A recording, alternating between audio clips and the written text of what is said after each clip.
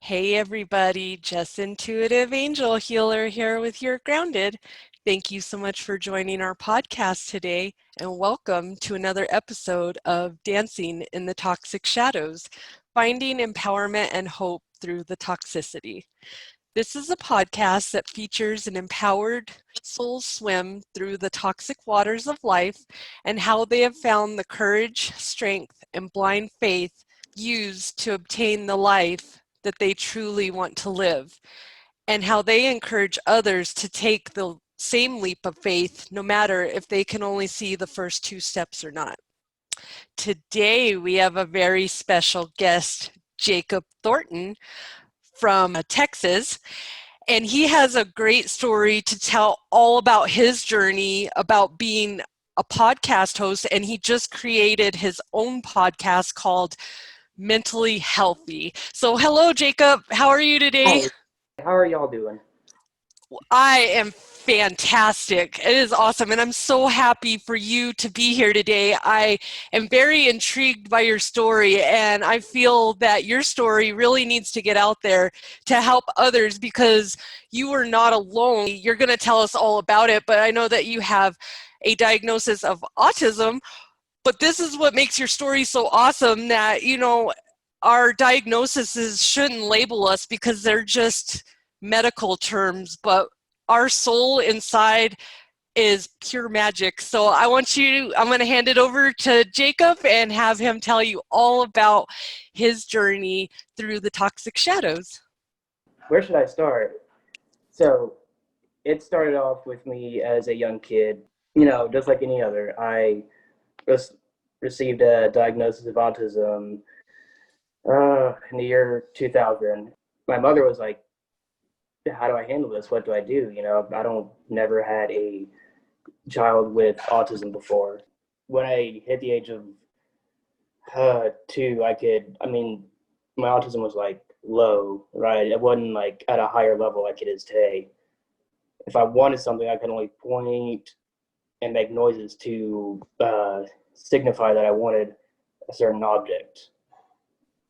Fortunately for me, I had a sister who I grew up with who could understand exactly what it is I wanted. Like for example, I was 2 years old, I was pointing at this cup, right? And my mother was like, Jake, do you want this one or this one? And then my sister, looking at what I wanted, she was like, no, Mom, he wants that red cup. And then my mother handed it to me. A couple years later, it was elementary. Before I went into middle school, my mother hired, like three therapists. There was a physical therapist, and then there was a speech therapist. And the other one wasn't really so much of a therapist. She was a homeschool teacher because after I finished elementary and gone to 3rd grade, still in elementary school, Well, and it's really hard to go to school too, because other kids don't understand. In elementary school, it's not as bad, but when you start leveling up, I feel in like middle school and stuff, it gets a little bit worse.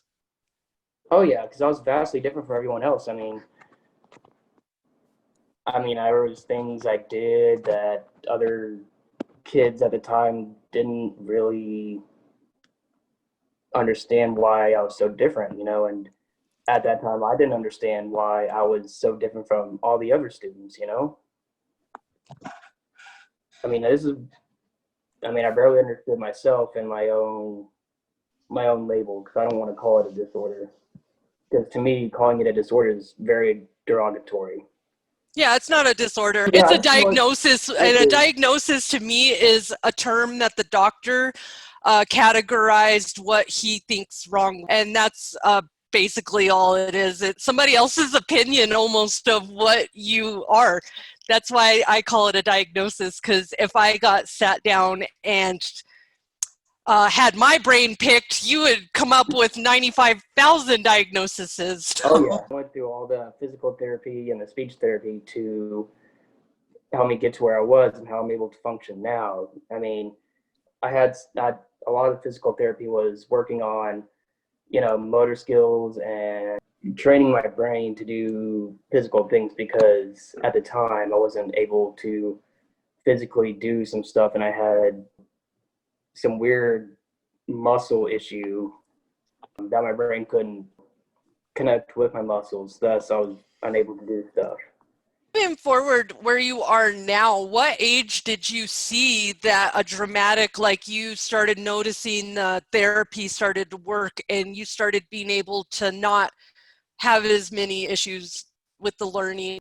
I started noticing the change when I was about 12 years old because obviously the therapies took a long while for it to work. I started noticing the change at 12 years old and I realized, well, hey, all those therapies worked. I don't really need them as much. At that point forward, I started looking up, different things on, what I can do to improve my muscle memory and, improve my speech cognition so I can, better function throughout society and, throughout my own life growing up. That's amazing because my nurse manager that I worked with as a brand new medical assistant, I love her, and she was my first experience. She has an autistic grandson, but he wasn't born autistic. She had a tragedy, and unfortunately he got hit in the head by his mom, I guess, when he was younger. So this caused him but they didn't diagnose him correctly. And they kept saying he's not autistic because they're like saying you have to be born. And she's like, I've been a nurse for 35 years. Yeah. I know what's going on, and this ain't right. Like he could function, but if things didn't have their pattern, he would lose his mind. And I understand that because I'm a touch of OCD. Like some things I can handle it pretty well, but if some things are just too much, I literally want to break down and just melt down and not move anywhere because I'm like, I can't handle this. Going outside does that with me. Going to the grocery store when people want to be in my space does that. Yes, I do. This is why, I go out to get groceries, but that's like literally if I'm going through people, I have to scrunch my shoulders up like this and kind of just awkwardly move through them. So that way they're not telling them, hey, you're in my space, move. I'm sorry I'm touching you. I tell people they're in my space and they get closer. I'm seriously going to put a hula hoop around me, but I don't have to now because COVID hit. Everybody has to wear a mask. So nobody can be in my special space. It's amazing. Oh, yeah. Even when COVID hit, I just kind of, if people want to get close, I just kind of literally, I'll make a right U-turn, just kind of go around them. And they'll just look at me like, why didn't you just go past me? And I'll just ignore that. I'll just keep walking and find what I need on my list. And I'm on the opposite end. For some reason, everybody needs to be in my space. And my guy literally has to be a bodyguard for me and bump people out of my way because they're like, why do you feel the need to touch me? And I don't know you. It's the weirdest thing my whole life. People, I have tattoos. Do you go up to people and just touch their tattoos? Well, people do on me. And I'm like, this is a person. Like, it's weird. Yeah. But nurse manager taught me a lot of things because I met her in 2012. But she was at the very beginning of diagnosing her grandson and getting a diagnosis because nobody would help her because in the school system, you have to have medical things that say this to help. I wanted to get my daughter in special education because she just has a hard time when everybody's being loud. And, I understand it, but to get in there, you have to go through all these crazy things. The schools do not help you with any of this because I just wanted my daughter to get some extra help and be in a smaller classroom. And I thought that would be a good way. But when I went to go do it, they told me things like the school nurse once you sign this paper, you give permission to everyone to do anything they want. And you give the school nurse permission to speak her. I was like, she is not a doctor. I'm sorry. And you are not going to just start diagnosing and telling, running my child's care because I put her in special education. So I had to pull it back, and I decided not to, but it makes me understand there's such a need out there, because she fought this battle so bad that she finally won it, because they diagnosed him with the wrong medicine and had him almost catatonic in the hospital on this wrong medicine, because they don't listen. People don't listen. And when they're telling them, hey, this is what this is what we could look into, and they're like, no, I know everything. So yeah, I think that's part of the issue with today in terms of, in the medical field. Of course, I'm not a medical expert by any means. I just grew up in a family where I'm surrounded by, my father's a doctor and my mother worked as or studied some medical terminology on the side throughout her life. But I'm not a medical expert, but I think personally in the medical field, doctors and nurses, like, they don't talk. listen. Yeah, they don't really listen all that well, which is why they get some of the stuff wrong, and why some of the patients are upset. Like, they'll come home or from whatever appointment, and they're like, well, no, that doesn't feel right, or I don't really think I need that. I mean, the patients will sit in the room and they'll feel like the doctor has listened to them, when really that's the doctor was thinking about whatever else, whether it was related to his or her job or not. That's why we have a medical assistants, because that's our job, is to make sure you understand everything that the doctor just came in. Be Yeah, nice yeah, to your yeah, medical assistants. exactly. I mean, did I really understand all that? I mean, I'm talking to a lot of them, medical assistants, when I'm going to any appointment that I have, and they're like, they actually listen better than the doctor does. I mean, the doctor just regurgitates and repeats everything that the medical assistant told the doctor, what I told the medical assistant. And I look at the doctor, I mean, I won't say anything. I'll look at the doctor and be like, yes, I understood all that. I just had that conversation with your medical assistant. Well, they come in and they actually, their job is to more observe, but the reason why the medical assistant comes in and does all that is because it's to save time, because our health system is so overworked. When I worked in the GI clinic, it was crazy the amount of, and when you go to a specialty doctor, you're not getting in for at least a month. Like, no matter unless you're dying, you're not getting in. And we would have people, and I didn't understand the amount of belly problems that we have in this world, and it's because we have such a terrible diet. I understand, and people come in and they want answers, and sometimes some people don't listen, and that's what we really need to start encouraging out here. It's not about knowing everything, it's about listening. I had a doctor that I worked for. They misdiagnosed a girl diagnosed her with a lung infection, and they were going to send her home with antibiotics out the door. My doctor happened to come in there and said something isn't right, because he was just an angel I love that man. And he came in and said, no, this is not right. My medical spidey senses say this is wrong.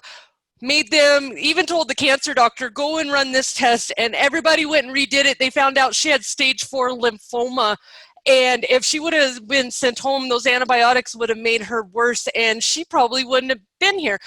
And she was only like 28, and I remember that girl still. It was amazing that I can actually say that me and him were part of saving someone's life. Like, it was so amazing but that is the part of listening and observing, and not playing. Most of us sit in our egos, and that's why, unfortunately, we can't be told we're wrong, or hey, this person might know more than us, just because they're living in it. So always am an advocate. If always listen to your doctors, but get a good team and make sure that y'all are all communicating, because things will go a lot better if you communicate in a team setting versus one person, because it's too much and it's overwhelming, and that's where the mistakes come in.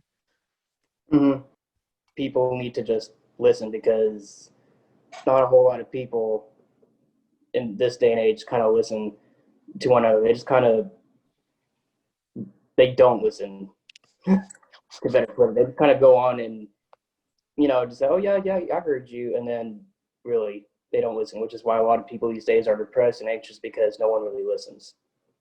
That is what I created these podcasts for, because I suffer from PTSD and anxiety and a closed throat chakra. I've worked through all those now that they're manageable, because I am out here speaking my voice, because people don't understand when you cut someone off consistently. And that's why I talk so much and I talk so fast and not in full sentences, because my whole life it's been Jesse, shh, Jesse, I don't want to hear it. I'm busy. What's the point of your story? I don't, and nobody's ever wanted to hear it. So I'm like, fine, I'll go get my own podcast and everybody can hear me. Talk to you about your story. Now, how did you create this podcast? Because, you talking about it and living with it are two different things. So, Right. and that's what the point of you going to the doctor. You may not medically know everything, but you have lived with this. How old are you? I am 24. So you've lived with this for 24 years of your life. Yep. So you have a good understanding of, what's going on with it. What was the aha moment that you decided, I'm going to make this podcast and I'm going to use all my talents and show them who I really am? Uh, Really, it wasn't more of an aha moment. I mean, I had done some public speaking before, and it just started with me taking out the trash and walking trash bag to the trash can. And I decided I've listened to a couple of podcasts, so I opened up the App Store, was searching for, just typed in the word like audio podcast, and then this app called Anchor came up. So I clicked on it, read it, and I'm like, oh, okay, well, let me try something with it. So I downloaded it, created the account, and then literally I was pressed the record button, and I just kind of, as I was walking my way back home, because I live on a country road, and I was just walking my way back home, and I was just talking for 30 minutes about myself, uploaded that, and I decided, well, you know what? I decided I'd continue doing that and just kind of share my experiences and share different ways to not only improve my life, but tips on how to improve other people's lives and what you can do to combat this and combat that. And I found, as I created like 5 episodes on my first season, I found that I actually enjoy podcasting, and it's happiness knowing that I could have this on-air personality and be bubbly and spontaneous while also showing this crazy side. Being okay with that, understanding that my viewers actually like the personality that I have, and just looking at the stats and the numbers of how people in different countries listen to that. It's like a lot of people listen to my stuff, and I want to give them more and talk about different things like how to deal with PTSD, or how you can overcome anxiety or depression, or how you can improve your mental health, or maybe release an episode just that has nothing to do with my platform, but just share an elongated story on my personal experiences. That's amazing though, because just like in this interview right here, you can only see the Zoom box and you can't see anything outside of it. But when we're up here doing this, we forget like how many people are just like us and relate to us. And even when I go check my podcasting, it's amazing that my pages, when I founded You're Grounded in 2018, it's so neat to connect with so many people across the world, and to know that I am the reason that I had a Pisces group that I've had for 4 years, and I had a girl in there tell me, you really helped me when I was in the Philippines in that bad time. So it's just amazing how much that these podcasts help inspire. And when we're doing it, we're just like, yeah, we're just sharing our story. It's no big deal. But everybody else is like, that's amazing, man. Yeah, it is. And I've actually gotten one feedback from a guy. He was really crying out for help. Like he was extremely depressed. He was beaten and abused. And I listened to that feedback that he gave me, and I was thinking, oh my God, how can I help this guy? Because I've never heard something like that before. Yeah. The most I could do, I thought of in that moment, was direct him to a hotline where a more professional could help him, because I was not in a position to help him.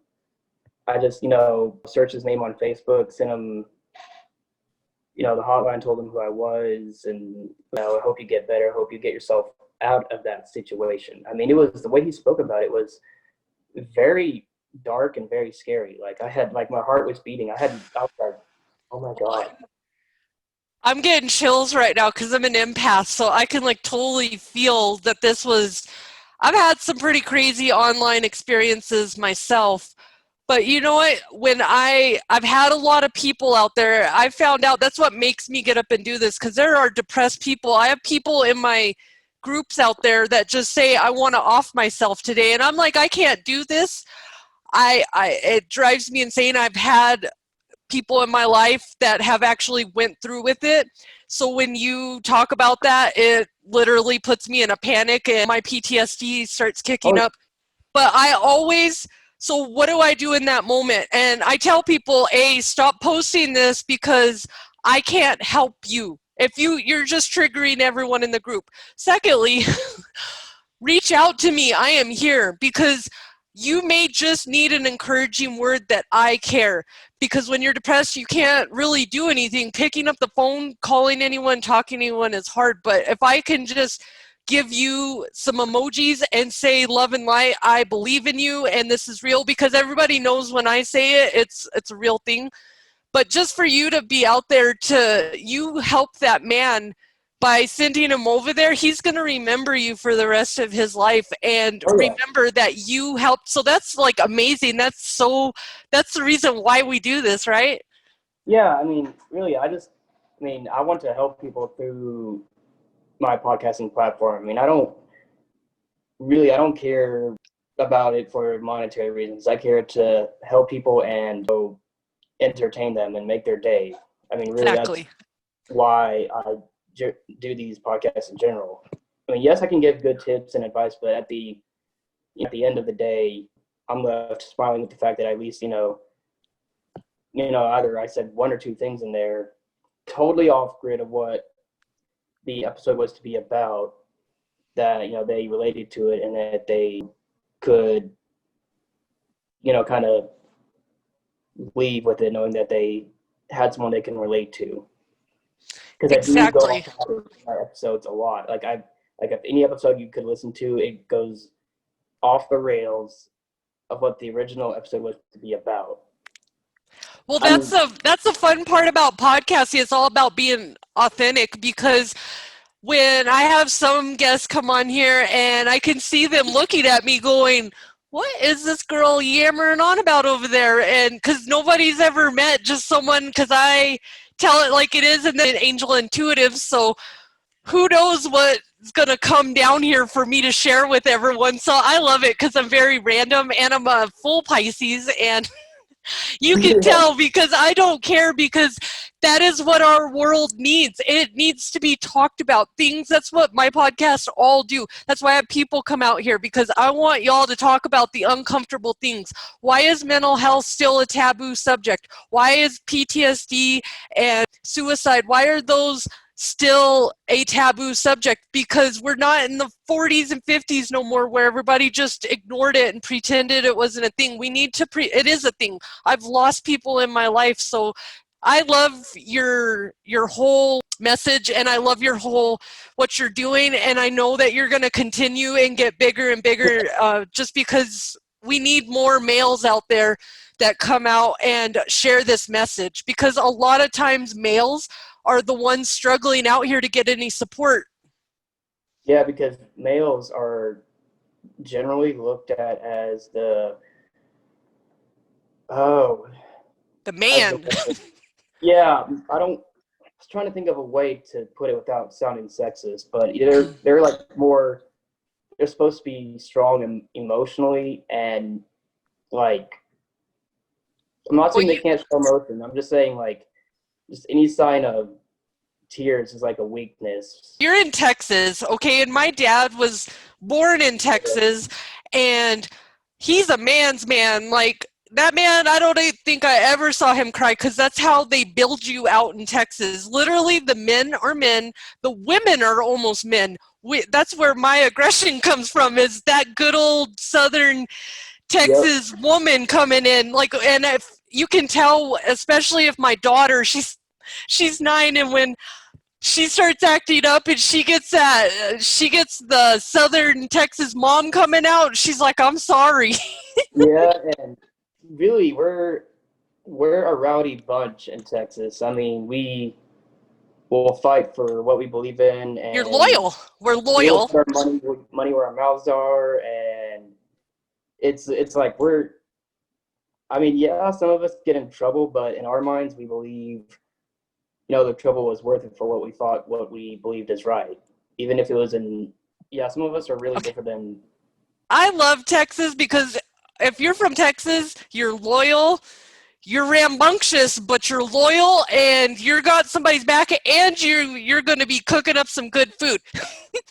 I love my Texas roots. That's why but I know that it's a big thing out there, and it's getting better. But I've met a lot of people that come on my show that are placed in Texas to help open up that mindset, to let people know, hey, it's okay to feel emotions. You're human. Doesn't make you any less of a man. It just makes you human if you get upset or feel something. We got to feel something. If you're not feeling something, you're not alive. That's pretty much what I think. All right, I'm going to ask you a few questions about your journey. What did you use as a source of motivation to keep you going on your journey? So I know that you're 24 and you still have so much more to go, but what was your rock to help you just kind of, from 12 to 24 to keep moving? What do you use in your life as a tool? I had this tool where I had this hammer, right? And it was not like a physical hammer. It was like a mental hammer, right? And the way I used it was, I could hammer down any obstacle like a nail almost and just keep going. And as I got older, I dropped that hammer and realized as long as I have my one focus, which was, always a goal, would it be it to pursue something higher or maybe get a better job or do something, as long as I had that one focus, that one goal, and I kept my mind on it, then I would keep going every day. So literally, that's kind of what it went from, was a hammer to like a goal where I could just focus on that and keep going and pursue that. Nice. It's all about a mindset because, like I said, nothing defines us. We define us. So, what do you want to wake up and be today? I could either be known as Jesse, the one who went through a 10-year marriage and got divorced and lost everything and had to redo everything again at age 37, or I could be known as Jess Intuitive Angel Healer, the one who comes out and heals people and uses her story and uses courage to share it with people. And that is what one day I woke up and it was all about, when I was doing my coaching, I was coming up with different things to help people. And I came across this one exercise and it was talking about your eulogy. If you died today, what would your eulogy sound like tomorrow?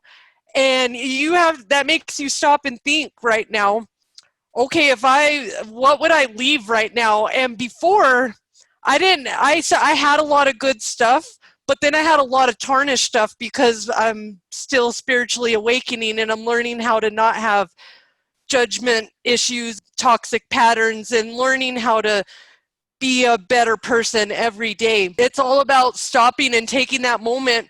And that was the biggest light bulb was, how do I want people to speak about me? Because no matter what I've done in the past, it only matters to this moment. What am I doing in my present? Because your present becomes your future. Right. Thankfully, I learned how to change my whole mindset to get to where I need to be right now, and I have a much better legacy to leave. Right. Really, I mean, it's a good question. You know, what would people say about me if I died today? It's one of those questions that's hard to answer because, Doesn't really have an answer. yeah, it really doesn't have an answer. I mean, people could say literally anything, like I was a good person, I was a bad person, or I was this person, that person. But really, in the end, it's only how what kind of person I knew I was.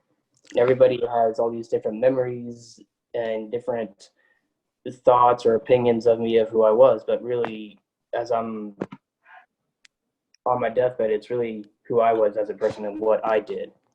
And I know that's Exactly, and now you get a true. legacy to leave.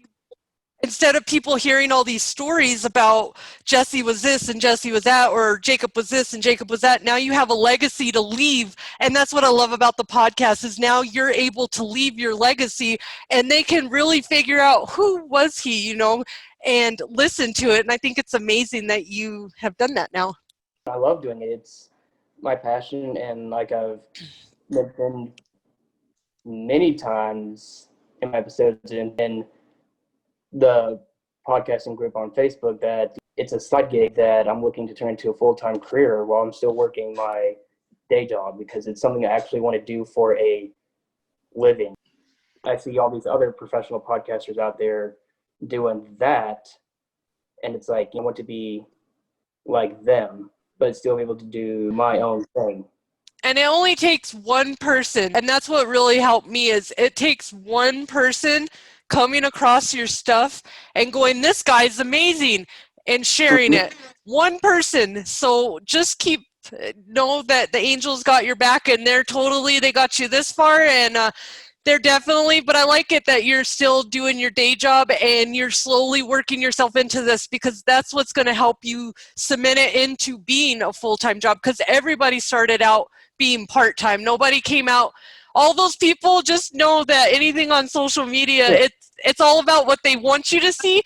Nobody shows you that they're in their closet crying, or doing their podcast in their closet crying, going, I wish I had a studio. Exactly. I mean, those people who do what they do now, they had to start out somewhere, whether it was in their mother's basement or maybe it was in their sister's couch, or they started somewhere to get to where they are now. I mean, I was listening to this guy, Lewis House, who runs a podcast and a website called The School of Greatness, and he started out podcasting from his sister's couch while he was trying to contribute to the rent that he owed his sister, because his sister was living in an apartment. So he started doing that for a while. He reached out and found a mentor that could help him get to where he is. And he's like a former athlete, like a New York Times bestseller, but he found that mentor and helped him get to where he's at. And that's why he does what he does. Nice. And it's all... Yeah, it really takes one person to help them get to where they are now. I see good things. The angels want you to know that you have good things coming your way. You just keep spreading your message and just keep positive and watch the miracles. It's all about being in the divine flows. What does a daily self-care routine look like every day so that you keep your mind, body, and soul balanced? Everything doesn't overwhelm you because this can be a little much sometimes. Yeah, this is going to be like a cheesy answer. So really, it's more a 15-minute shower, and then it's me looking at myself in the mirror, getting dressed, brushing the teeth and all that, and then just simply sitting down in the living room or in the kitchen or even on the porch, just drinking coffee Having before I that head moment. off to my day job. Yeah, just that small little moment, kind of relieves all the stress from anything that I have. And I call that the hour of like. power. And I have my clients do that, 30 minutes in the morning, 30 minutes at night. Self-care is just sleeping a lot of ASMR videos, which help me sleep and relax. And you said you run too, right? Yes, I am a runner. I consider myself to be a professional runner, but I don't have the sponsorships or big What's your luxurious things. fastest time?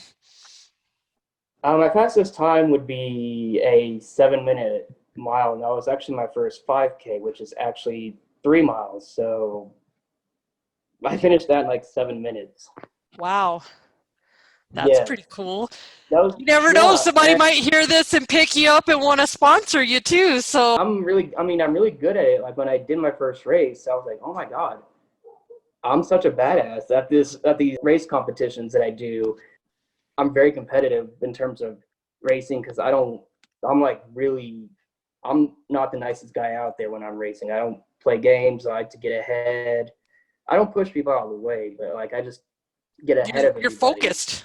8 5K, 3:15, 8 5Ks, like 2 half marathons. I've ran 2 marathons in my life. So I That's mean, crazy. I haven't even ran one marathon, so it's okay. I mean, when someone talks about running a marathon and a non-runner hears that, for some whatever reason, they're like afraid and intimidated by that. Yeah, most people, it's like, I don't want to exercise. I don't have the energy for that. And I look at them and I say, I understand. Maybe do it like maybe they should baby at least try it steps. for a minute at a time. Yeah, it's really up to them, not me.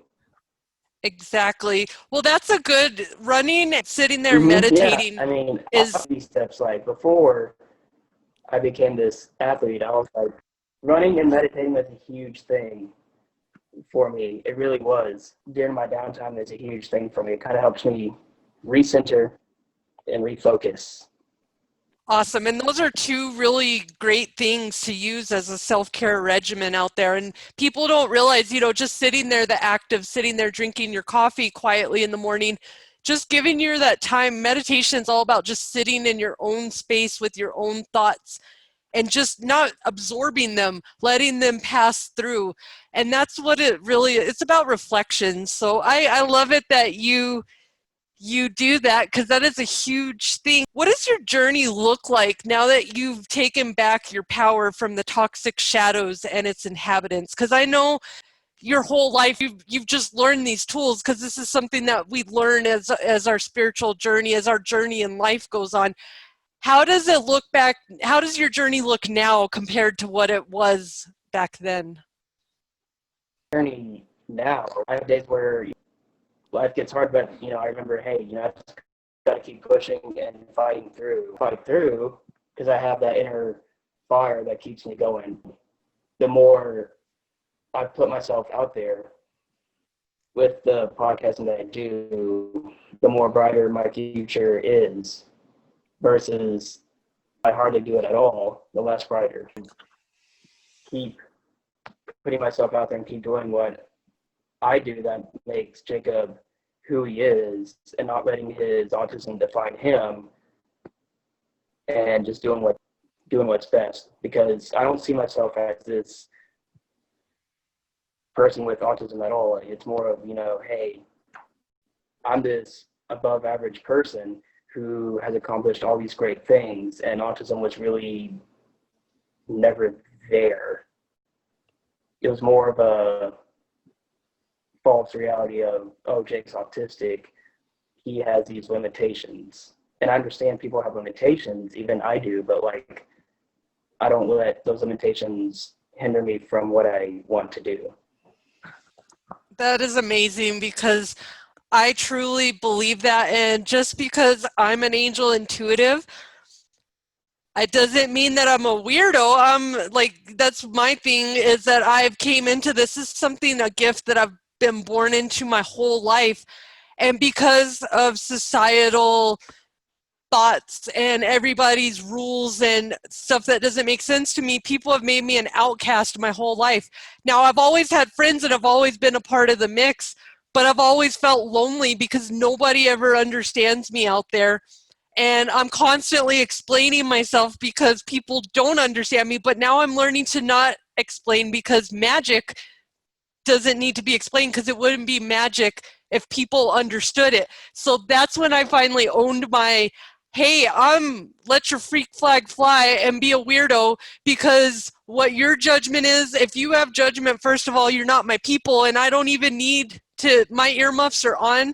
Don't be in my little thing, because I'm 1,000,000,000 different things. It depends on what part of my life that you want to say that that's what Jesse was, because I've been a medical assistant and I've worked at McDonald's. I've been all around the different pots, and I like what I do now because my job is to encourage people to know that if you can dream it, it can happen, and it can really happen for you, and you don't have to go with the societal norms to be someone. You can step out, and people want real, they're tired of the same thing being fed to us over and over, just in a different Oh yeah, way.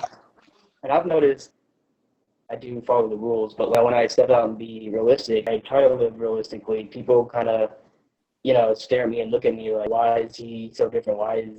What's going on with him? Like, they look at me like I've lost my mind, like they're kind of scared of me. And I kind of look at them and I don't think anything of it. It's like, well, if I'm going to sit here and be realistic and not kind of do what everyone else is doing, then I'm just going to do my own thing, follow my own way. And I don't want to be like everybody else. I want to be like who I'm meant to be. Even now at age 24, when I have so much ahead of me, I'm more about who I am and what, I want out of my life, get my life out of everyone else. It's what I want out of my own life. That's what's going to continue to happen as I get older.